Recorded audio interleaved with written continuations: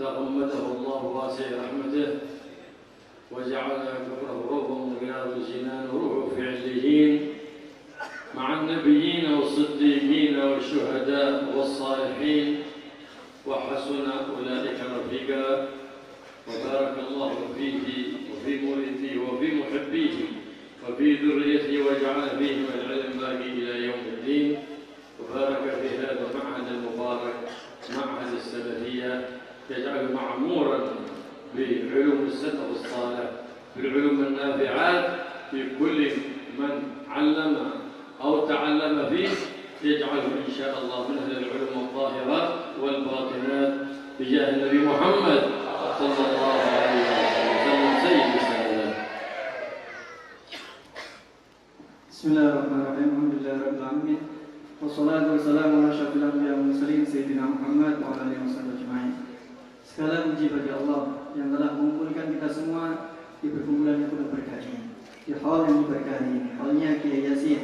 Semoga Allah menaungi beliau dengan rahmatnya Allah Subhanahu wa taala, menjadikan kuburan beliau taman-taman surga dan menjadikan beliau berada di kedudukan tinggi yang di sisi Allah Subhanahu wa taala bersama para nabi, bersama para syuhada dan bersama orang-orang saleh.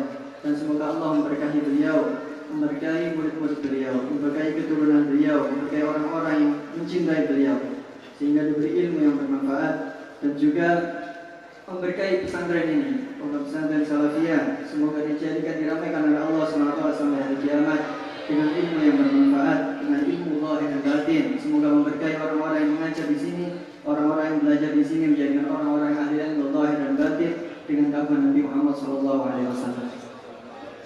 وهكذا عندما نرى هذه الحوليات إنما أرواحهم باقية في مجالسهم وفي معاهدهم وإن انتقلت الأجساد لكنهم بقوا لأن لهم أثر نافع وانتفعت بهم الأمة فلهذا بقيت آثارهم لإخلاصهم في عملهم لله سبحانه وتعالى.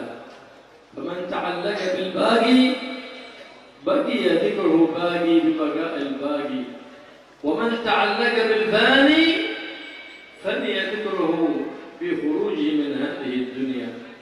فنحن اليوم نسمع أخبار العلماء أهل الصدق وأهل الصلاح، أخبار الشيخ عبد القادر الجيلاني الذي قد له مئات السنين من انتقل إلى الرفيق الأعلى كأنه بين. ليه؟ لأنهم ما قصدوا شيء بأعمالهم من أمور فانية، إنما قصدوا بأعمالهم الله سبحانه وتعالى، فلهذا رفع ذكرهم في الدنيا ورفع ذكرهم في الأخرى. Kalau kita melihat hal ini, sungguhnya roh-roh mereka tetap bersama kita. Roh-roh mereka ada dalam majlis-majlis mereka. Roh-roh mereka ada pada pesantren-pesantren mereka. Meskipun jasad mereka telah berpindah ke alam yang lain, tapi kemanfaatan yang mereka berikan tetap ada dan memberi manfaat kepada kita semua yang ada di sini. Berkat apa? Karena keikhlasan mereka.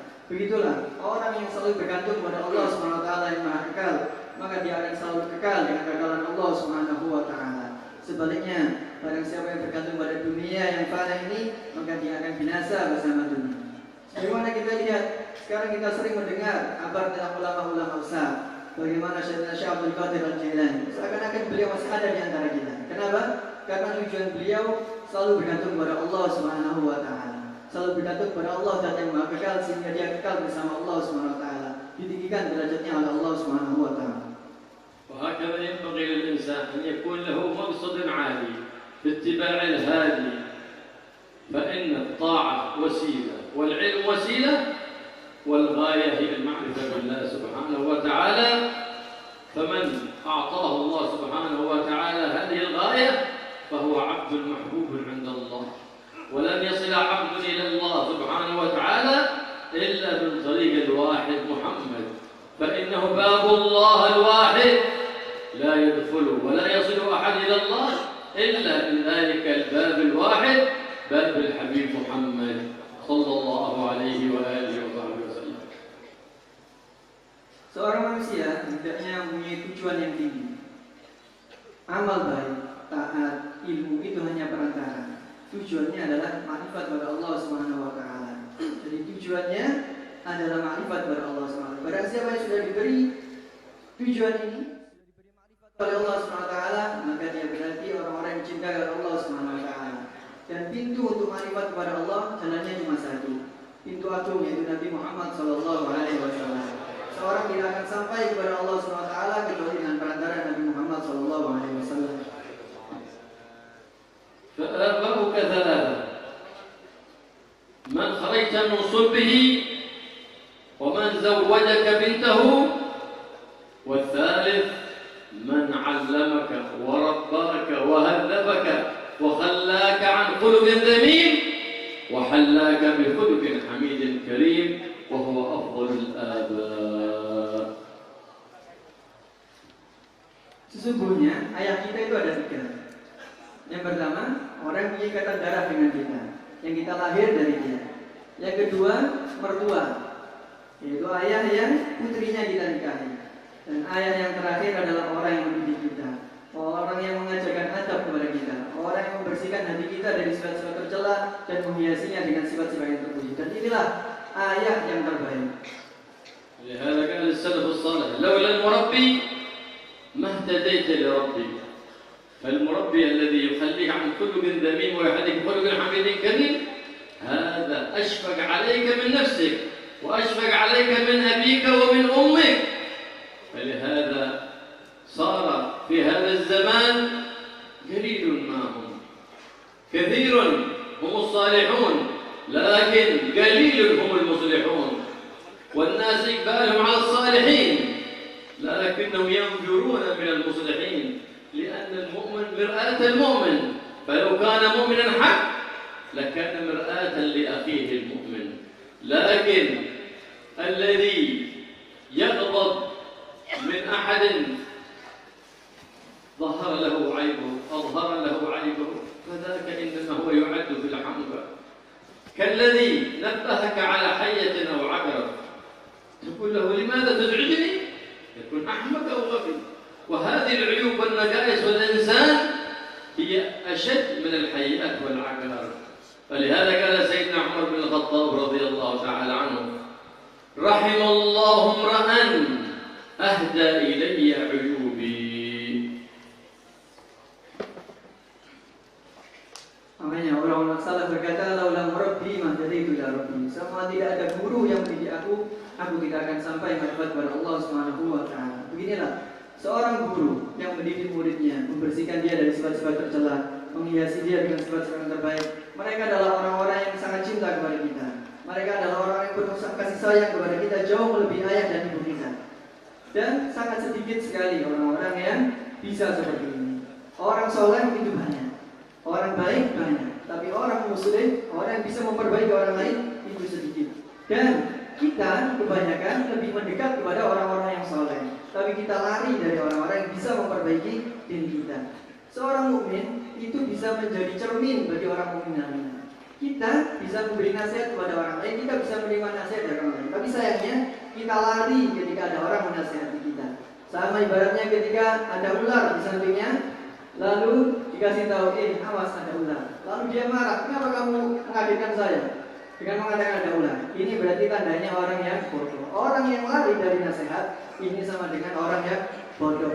Jadi aib yang ada pada diri kita itu jauh lebih berbahaya daripada ular, daripada kalajengking. Ketika kita diberi nasihat tentang aib kita, harusnya kita terima dengan lapang dada.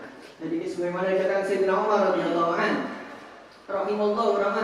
rahimallahu mar'an ahda ilayya uyubi. Semoga Allah merahmati seseorang yang menunjukkan kepadaku aib-aibku. فإن الإنسان هو الذي يسعى في تكميل نفسه. كلما اطلع على عيب في نفسه استبادر في إزاء ذلك النقص. وأما الذي يسعى في هلاك نفسه هو الإنسان الراضي عن نفسه. فما دمت راضيا عن نفسك فأنت تسعى في هلاكها، وما دمت ساخطا على نفسك فأنت تسعى في تكميلها. وهكذا الإنسان دائما يكون يقضى مع نفسه ويكون مرآة لأخيه المؤمن. ما معنى المؤمن مرآة المؤمن؟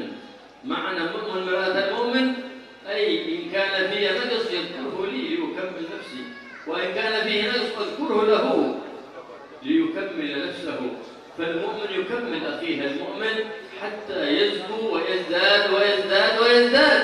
وهكذا المؤمن دائما يتنقل من حالة إلى حالة لأنه يطلب الأحسن. وأما المنافق فهو يلزم حالة واحدة لأنه يراقب الخلق ولا يراقب الخالق. أما المؤمن يزداد مع الله لأنه يراقب الخالق، فيتنقل من حالة حسنة إلى حالة أحسن، وهكذا يزداد قربا من الله وقربا من حبيب الله محمد صلى الله عليه وآله وصحبه وسلم.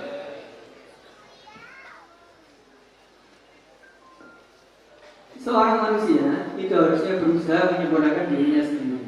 Kalau dia melihat dalam dirinya ada sifat-sifat yang buruk, hendaklah bersegera dia berusaha menghilangkannya. Inilah contoh orang yang berusaha memperbaiki diri. Adapun orang yang kalau melihat perbuatan buruk ada pada dirinya, dia tenang. Ini sama dengan orang yang rela dengan nafsunya. Orang yang rela dengan nafsunya tidak akan berubah, tidak akan lebih baik. Dia akan tetap dalam keadaan seperti itu. Adapun orang yang tidak rela dengan dirinya, tidak rela dengan nafsunya, dia akan terus berkembang dan muncul lebih baik. Begitulah selebihnya. Seorang mukmin itu saling menasihati satu sama lain. Makanya dikatakan al-mukmin ba'dul mukmin. Seorang itu bisa menjadi gambaran bagi orang lain. Maksudnya apa? Ketika kita melihat kesalahan pada teman kita nasihati. Dan ketika ada orang melihat kesalahan kita dinasihati, kita terima dengan baik. Dengan seperti ini, seorang akan menyempurnakan satu sama lain. Jadi seorang mukmin itu keadaannya selalu berubah. Kenapa? Karena dia berusaha mencari yang lebih baik. Berbeda dengan orang munafik. Orang munafik akan tetap pada satu keadaan saja. Karena yang dia pertimbangkan adalah bagaimana pendapat orang lain.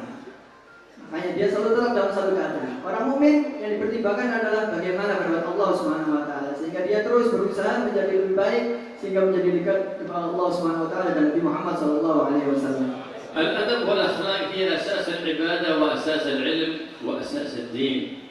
النبي محمد صلى الله عليه وسلم كان يجتمع مع أصحابه ليباشر ويتشاور في أمور من أمور الحرب والجهاد في بيت عبد الله بن جحش.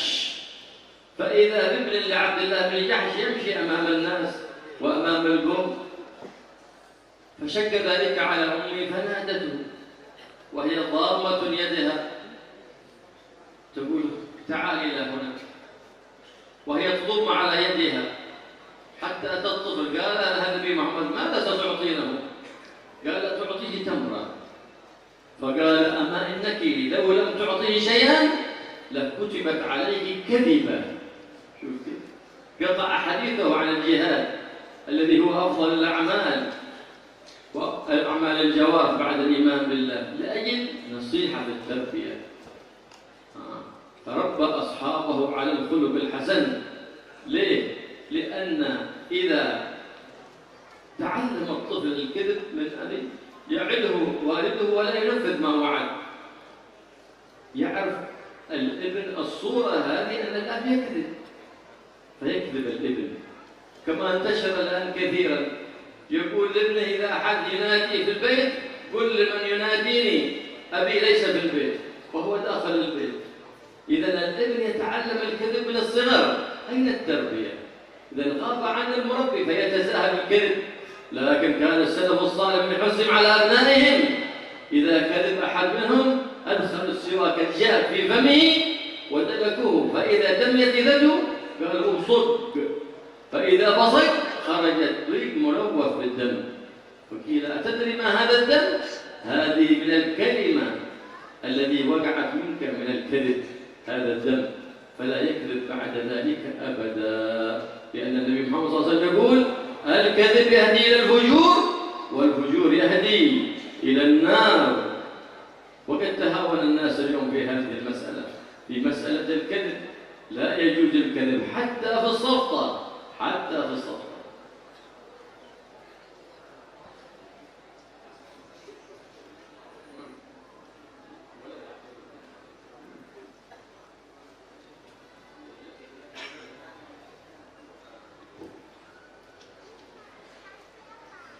Adab ini merupakan fondasi dari ibadah. Adab fondasi dari ilmu. Adab itu fondasi dari agama. Makanya adab harus diajarkan, ditanamkan dari kecil. Suatu ketika Nabi Muhammad SAW bermusyawarah bersama para sahabat tentang masalah yang penting, yaitu masalah jihad fisabilillah di rumahnya Sayyidina Abdullah bin Jahsh. Akhirnya ketika musyawarah bersama para sahabat, putranya Sayyidina Abdullah bin Jahsh berjalan di hadapan orang-orang. Akhirnya ibunya merasa nggak nyaman dengan keadaan itu, akhirnya memanggil putranya. Memanggilnya sambil menggenggamkan tangannya seakan-akan mau memberi sesuatu. Sini. Seakan-akan mau memberi sesuatu. Akhirnya ditegur sama Nabi Muhammad SAW. Apa yang ada di tanganmu itu? Katanya, saya seakan-akan akan memberi kurma agar dia mau datang tidak keluyuran di hadapan para sahabat. Akhirnya ditegur sama Nabi Muhammad SAW.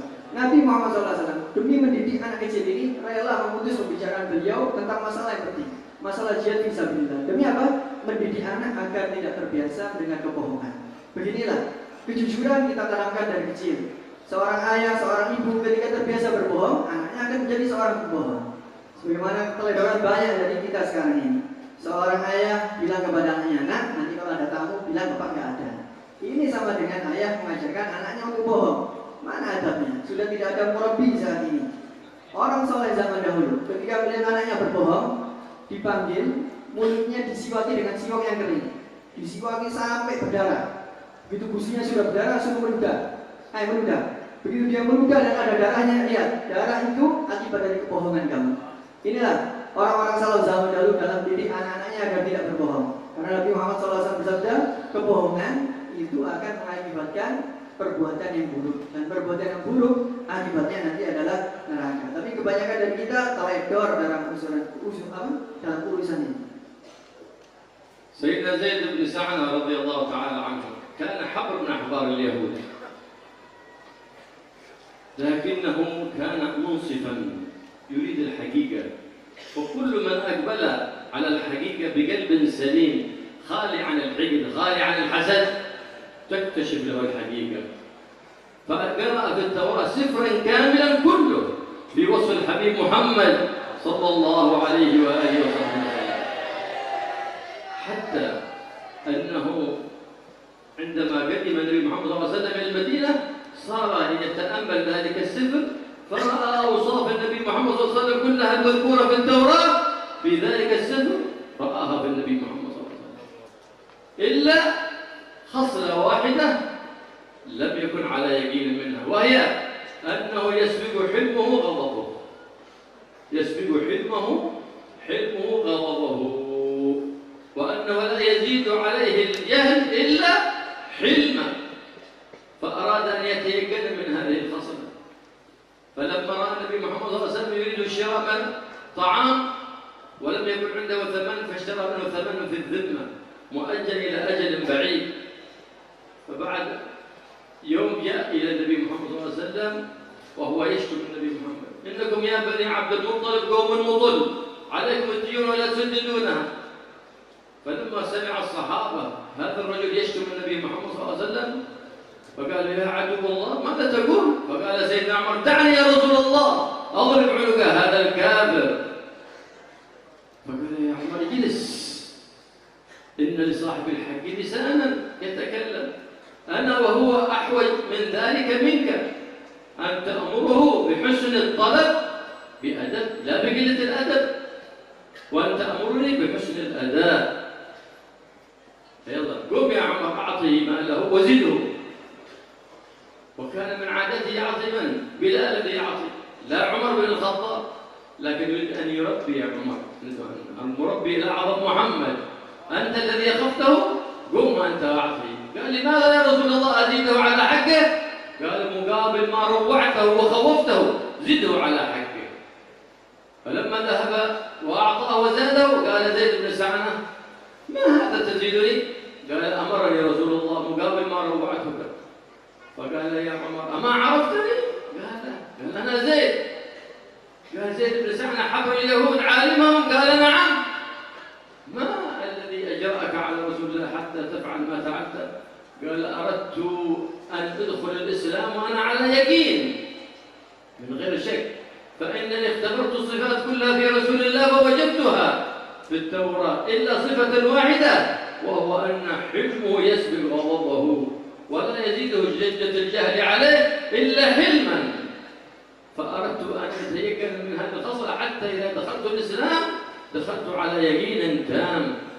فذهب إلى النبي محمد صلى الله عليه وسلم وقال أشهد أن لا إله إلا الله وأشهد أنك محمد رسول الله صلى الله عليه وآله وصحبه وسلم.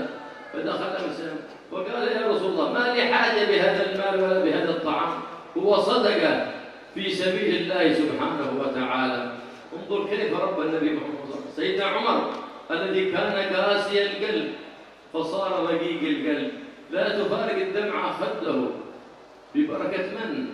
ببركة أخلاق النبي محمد صلى الله عليه وعلى آله وصحبه وسلم. فإنما الأمم الأخلاق ما بقيت، فإنهم ذهبت أخلاقهم ذهبوا.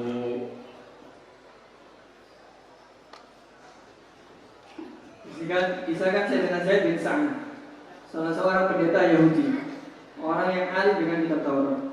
Dia termasuk orang-orang yang berusaha mencari kebenaran, berusaha mencari fakta. Orang yang benar-benar berusaha mencari fakta, dia akan mendapatkan kebenaran tersebut. Berbeda dengan orang yang mencari kebenaran, tapi ada rasa dengki, rasa iri. Dia tidak akan mendapat petunjuk dari Allah Subhanahu Wa Taala. Sayyidina Zaid bin Sa'ad ini membaca satu juz sempurna dari kitab Taurat, yang di situ semuanya dijelaskan sifat-sifat Nabi akhir zaman. Akhirnya ketika Rasulullah SAW datang ke kota Madinah, Sayyidina Zaid bin Sa'ad ini melihat Nabi Muhammad SAW persis semua sifat-sifat yang ada di kitab Taurat itu persis ada pada Nabi Muhammad SAW. Tapi sisa satu saja yang belum beliau lihat. Hanya satu sifat yang belum dilihat oleh beliau, yaitu apa? Sababu ilmuhu wa dhabahu. Kesabaran beliau ini lebih luas daripada rasa marahnya. Kesabarannya lebih dahulu daripada kemarahannya. Akhirnya beliau ngetes. Sayyidina Zaid bin Sa'ad ini juga tes Nabi Muhammad SAW. Suatu ketika Rasulullah SAW ingin memberi bahan makanan dari Sayyidina Zaid ini, dan uangnya tempo, utang uangnya. Akhirnya diiyakan. Hanya selang satu hari, Sayyidina Zaid datang kepada Rasulullah SAW sambil memaki-maki, kamu ini turunannya Bani Muthalib, turunannya Bani Abdul Muthalib, ini suka apa? Suka nunda-nunda bayar utang. Cepat bayar utangnya. Sambil ngomong yang kasar. Semua sahabat marah di situ. Sayyidina Umar gak tahan langsung berdiri. Rasulullah, biarkan saya pegang kepalanya. Sambil marah-marah Sayyidina Umar. Akhirnya ditenangkan sama Rasulullah SAW. Duduk dulu wahai Umar, jangan terburu-buru. Saya ini lebih berhak untuk meminta dia agar dia meminta dengan cara yang baik. Dan dia berhak meminta kepada saya untuk melunasi hutang dengan cara yang baik.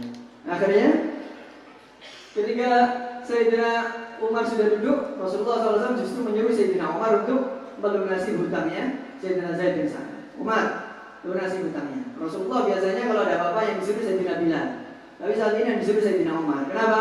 Mendidik Sayyidina Umar radhiyallahu anhu. Tadi Sayyidina Umar marah-marah, sekarang dididik oleh Rasulullah SAW. Lihatlah bagaimana didikannya Nabi Muhammad SAW. Makanya Umar, lunasi hutangnya dia dan kasih tambahan, kasih bonus. Sayyidina Umar bertanya, Rasulullah untuk apa dikasih bonus ini? Ya, itu sebagai imbalan karena dia tadi kamu takut-takuti. Akhirnya Sayyidina Umar memberikan kepada Sayyidina Zaid bin Sa'ad hutangnya Rasulullah SAW dan diberi tambahan. Akhirnya si Sayyidina Zaid bertanya, kenapa kok ditambahin? Kata Sayyidina Umar, ya ini disuruh Rasulullah karena tadi kamu saya takut-takuti. Akhirnya kata Sayyidina Zaid, Umar, kamu tidak tahu siapa saya?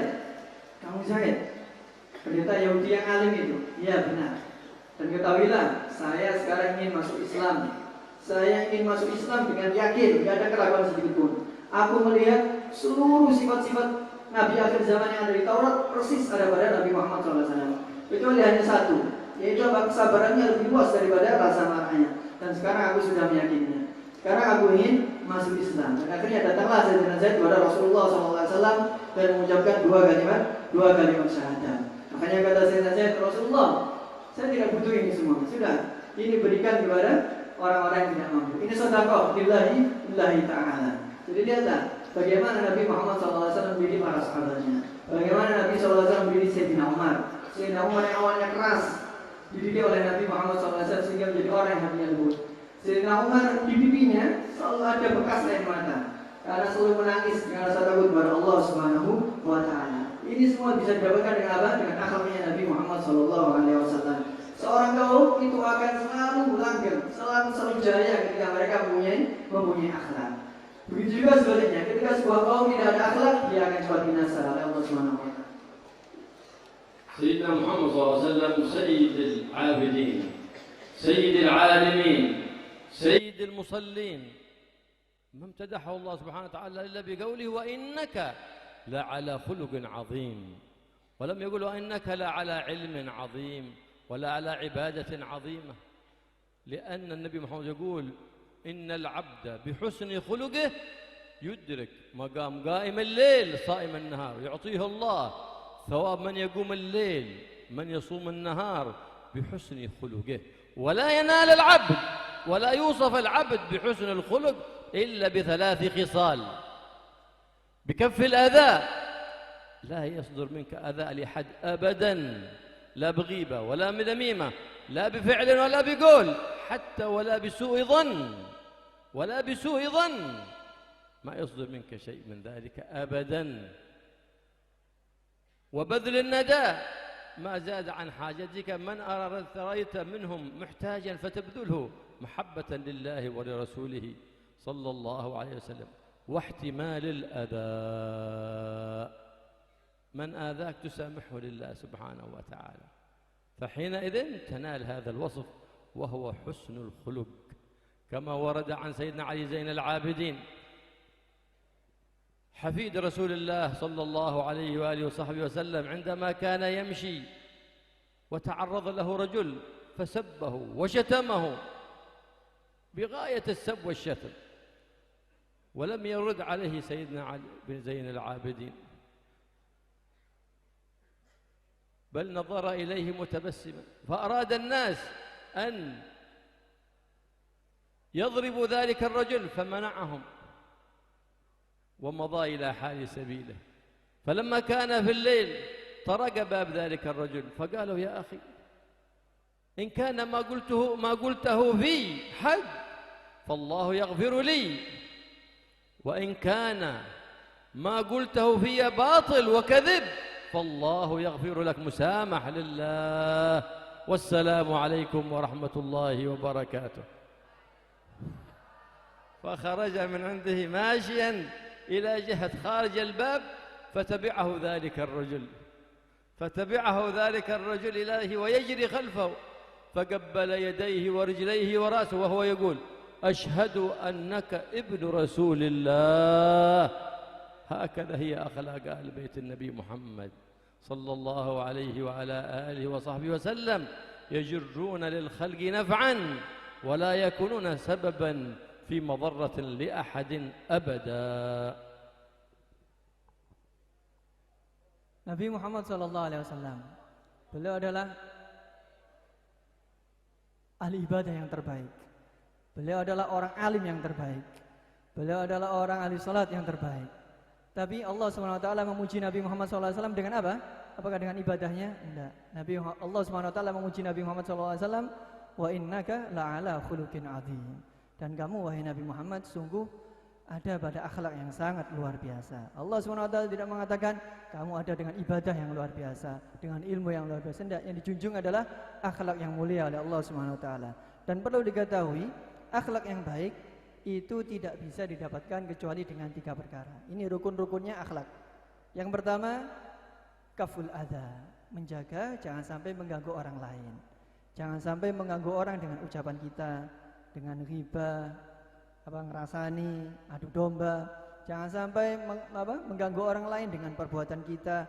Bahkan jangan sampai mengganggu orang lain dengan suudzon. Ini yang pertama. Yang kedua, badlun nada, memberi. Apa yang lebih dari kebutuhan kita berikan kepada orang yang mampu. Dan yang ketiga, ihtimalul adha, bersabar atas gangguan dari orang lain. Inilah 3 pilar husnul khuluq. Ketika kita bisa melakukan ini, insyaallah kita termasuk orang-orang yang bisa mempunyai akhlak yang baik. Dikisahkan Sayyidina Ali Zainal Abidin, cucu Nabi Muhammad SAW. Suatu ketika datang kepada beliau seorang laki-laki mencaci beliau, dicaci sampai habis. Saking parahnya mencacinya sampai orang-orang di sekitarnya Sayyidina Ali Zainal Abidin ini ingin memukul orang yang mencaci maki ini. Akhirnya ditahan sama Sayyidina Ali Zainal Abidin. Sudah, biarkan. Akhirnya orang ini pergi. Di malam hari Sayyidina Ali Zainal Abidin pergi ke rumah orang tadi yang mencaci tadi, mengetuk pintunya. Ketika dibukakan, ada apa? Wahai saudaraku, kalau seumpama caci maki yang kamu katakan tadi itu benar, semoga Allah memaafkan aku, semoga Allah mengampuni kesalahan-kesalahanku. Dan jika caci maki yang kamu ucapkan tadi itu salah, semoga Allah mengampuni kamu dan aku memaafkan kamu. Wassalamualaikum warahmatullahi wabarakatuh. Dan akhirnya Sayyidina Ali Zainal Abidin pergi. Orang ini begitu melihat akhlak yang seperti itu, akhirnya nyusul Sayyidina Ali Zainal Abidin, dikejar. Begitu sampai tangannya Sayyidina Ali Zainal Abidin dicium, kakinya dicium, kepalanya dicium. Lalu dia berkata, aku bersaksi, sungguh engkau adalah cucunya Nabi Muhammad SAW. Inilah akhlak dari keluarganya Nabi Muhammad SAW. Inilah akhlak dari zuriyahnya Nabi Muhammad SAW. Mereka selalu membawa kemanfaatan bagi makhluk dan tidak pernah membahayakan mereka. الله يبارك لنا لكم في الأخلاق وفي الأرزاق ويبارك في هذه الحولية، يجعلها حولية مباركة يعود خيرها وأثرها ونورها وبركتنا علينا وعلى الحاضرين والناظرين والسامعين وعلى أهلنا أجمعين، ولا ننصرف إلا بذنوب مغفورة وحاجات مقضية، حاجات الدنيا بالميسرة وحاجات الآخرة بالمغفرة يا رب العالمين. تعود علينا وعليكم هذه الحولية إن شاء الله مرات وكرات، ونحن وإياكم بأتم الصحات وأتم العافيات، يمتعنا بصالحي الزمان ورجال الأوان، يمتعنا بهم متعة كاملة يا رب العالمين، ويحببنا للصالحين ويحبب إلينا الصالحين ويخلقنا بأخلاق الصالحين ويبعد عنا وعنكم كل خلق ذميم ويحلينا بكل خلق حميد كريم ويقربنا من نبينا محمد الرؤوف الرحيم، يرزقنا كمال المتابعة له في الأقوال والأفعال والحركات والسكنات، ويجعلنا وإياكم من الموفقين لفعل الخيرات على ما يحب ربنا ويرضى ذي الجلال والإكرام. وصلى الله على سيدنا محمد النبي وعلى صحبه وسلم والحمد لله رب العالمين. Semoga Allah memberi kita akhlak yang baik, mengkaruniai kita rizki yang luar, dan memberkahi kita semua, memberkahi hal ini, diberkahi kepada kita, orang-orang yang mendengar dan keluarga kita. Dan semoga Allah menjaga kita, memberi karunia kita kemudahan urusan dunia kita dan ampunan untuk di akhirat kita. Semoga hal ini bisa terulang kembali dengan sehat, keadaan kita sehat walafiat, dan semoga kita diberi kenikmatan oleh Allah Subhanahu wa taala. Semoga Allah menjadikan kita orang-orang yang punya akhlak yang baik, menjauhkan akhlak-akhlak buruk dari hati kita. Semoga kita dekatkan kepada Nabi Muhammad SAW, bisa mengikuti jejak Nabi Muhammad SAW dan diberi petunjuk untuk beramal baik.